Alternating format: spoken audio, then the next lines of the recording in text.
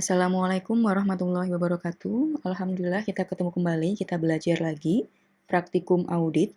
Seperti biasa, siapkan dulu bukunya, yaitu buku praktikum audit yang ditulis oleh Sukrisno Agus dan Estralita Trisnawati, yang diterbitkan oleh Salemba 4, edisi 4 ya, buku 1 dan buku 2. Buku 1 yang warna hijau, buku 2 yang warna orange. Kali ini kita buka buku 2 halaman 6. Silahkan dibuka di situ. Akan ada tampilan tabel ya, kertas kerja di situ. Tabelnya ini ada 1, 2, 3, 4, 5. 5 yang kelima di split jadi 2. Yang pertama sama yang ketiga itu sudah ada isinya. Jadi kita tinggal mengisi yang kedua, keempat, dan kelima. Nah, gimana cara ngisinya? Yuk kita lihat di kolom kedua ini ada WPREF. WPREF itu adalah Working Paper Referensi. Ini maksudnya adalah di mana kertas kerja di mana kertas kerja yang mana yang akan berhubungan dengan akun-akun yang terdapat pada kolom keterangan. Untuk mengisi WPRF ini bisa dilihat di buku 1 halaman 3-4. Di sana akan banyak kode-kode, silakan diisi, dicari yang paling cocok dengan akun-akun, sesuai dengan akun-akun yang tertulis pada kolom keterangan. Lalu ini kenapa dicetak merah? Dicetak merah karena sesuai dengan petunjuk di buku 1 halaman 9.2.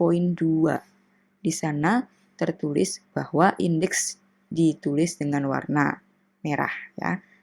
Tuh, dilihat aja di situ.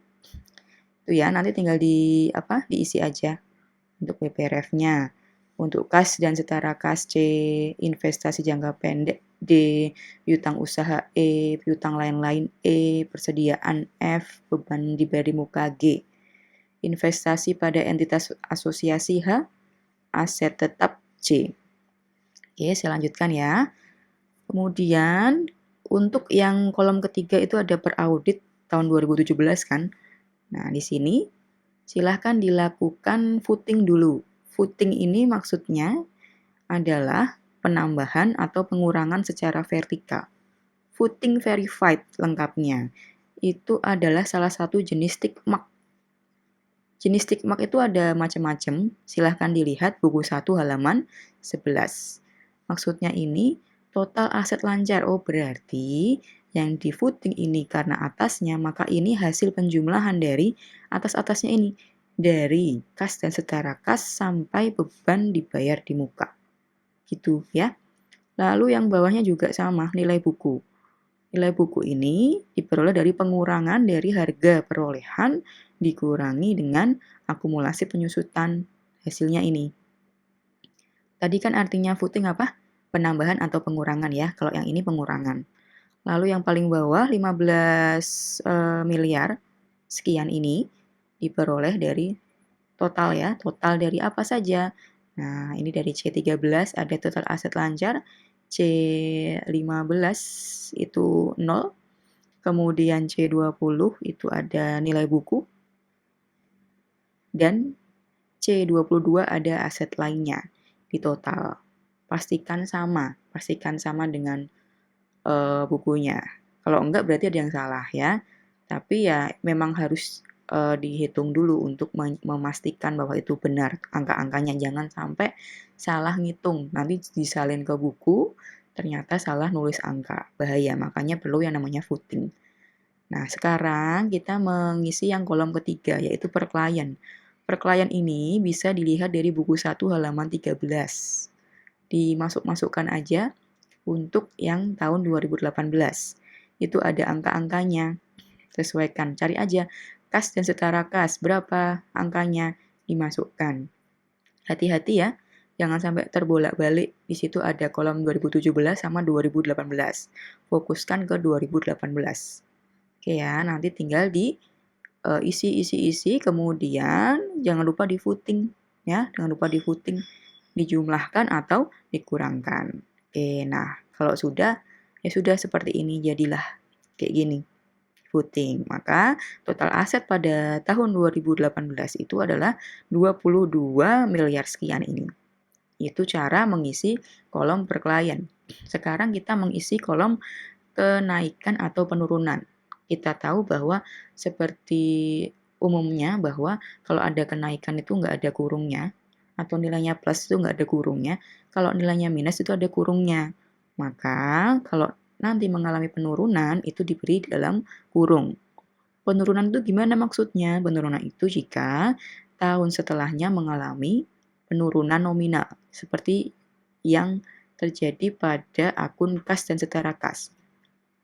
Tahun 2017 itu 67 juta sekian, 2018 47 juta sekian. Nah, maka terjadi penurunan kan berkurang dari 67 menjadi 47. Maka dikasih dalam kurung, di format dalam kurung. Kalau di Excel ya tinggal dikurangin aja. Ini D7 dikurangi C7.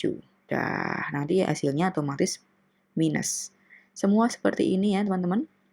Lalu jangan lupa di voting juga. Sama, total aset lancar juga sama di sini kenaikannya berapa. Ini sampai bawah ya.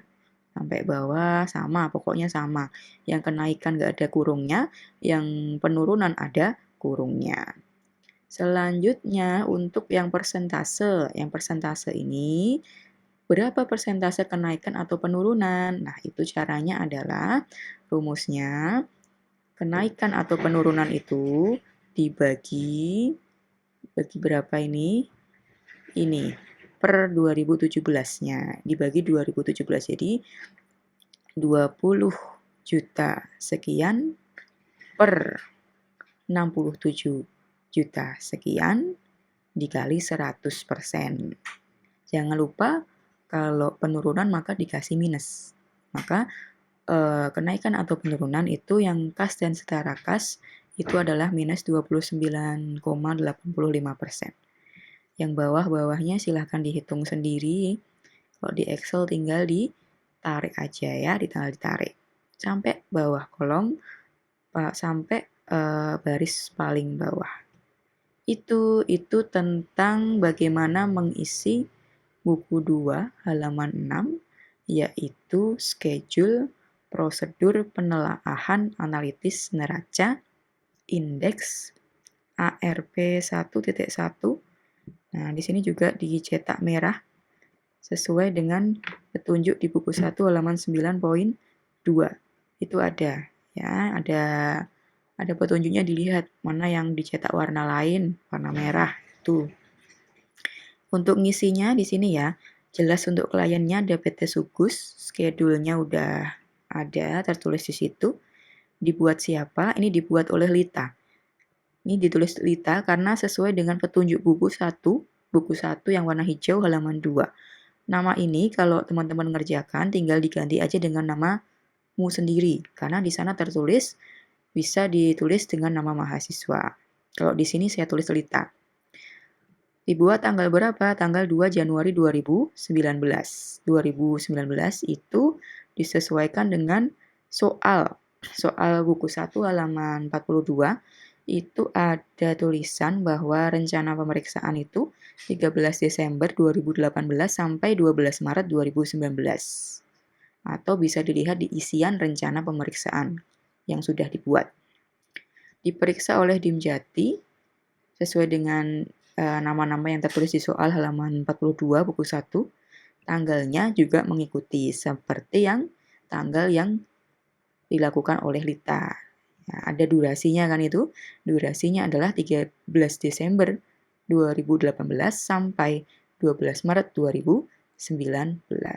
Untuk periodenya 31 Desember 2018. Oke, itu terkait tentang prosedur penelaahan analitis neraca ARP 1.1. Terima kasih sudah menonton video ini. Semoga bermanfaat, semakin memahami bagaimana cara melakukan audit, praktik audit. Sampai jumpa di video selanjutnya. Terima kasih. Wassalamualaikum warahmatullahi wabarakatuh.